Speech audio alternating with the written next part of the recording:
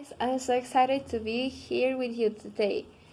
Today I'm going to present the top 5 grammar techniques. So, we're going to start with the first one. Using pictures, drawings, and timelines. This is to illustrate a grammar point, a specific grammar point. So, one of the advantages of this grammar technique is that students will be committed with the teaching. They will be engaged to learn, to discover what is the picture talking about. For example, we have here a draw that I made. It's not perfect, but it's illustrating how this person, he's thinking about the future. Maybe some ambitions that he has, and students will in the future learn about future plans or future intentions. So it's a really good idea to make students think about what they are going to learn. These drawings, I could mention that timelines are something that is inside this technique, because we can draw a timeline and it helps a lot of teachers to show grammar structures. For example, we can see in this example how we can differentiate the past, the present, and the future in a simple timeline. That's awesome, and I think it works in a lot of cases, so it's a great point. We have the second technique. This is using objects. It helps us to illustrate the meaning. For example, we have here a big book and a small book. And for example, if we want to our students learn about bigger than this meaning, we can show that, right?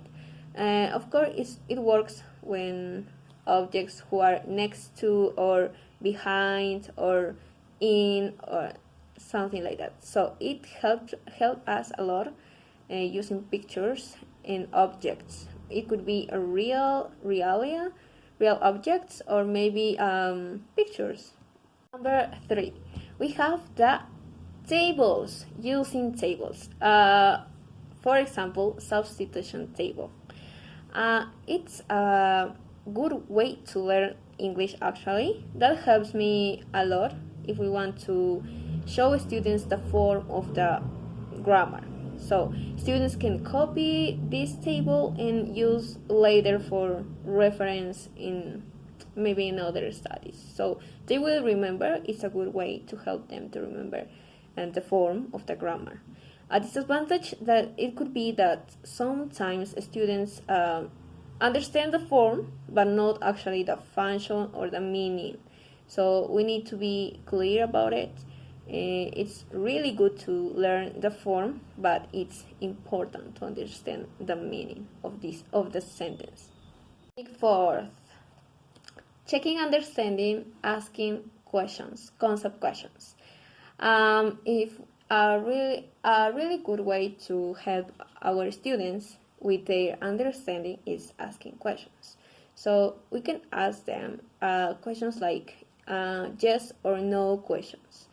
Those questions will help our students to be sure about what are they understanding or getting of the explaining. So we can check by those questions like this example and be sure if they understood or not. Okay, fifth technique. This is implicit approach, or discovering the grammar by reading. By reading a text that we choose as teachers, students will discover the specific grammar that we want to teach in this lesson. For example, we could say, please students, highlight all the verbs that you find in these texts, or maybe the nouns or the adjectives, I don't know. And according to that, we could say at the end, what things or what difference have you noticed on 5 top techniques. I really enjoyed learning about them, and I know that each of them will work very well on our lessons.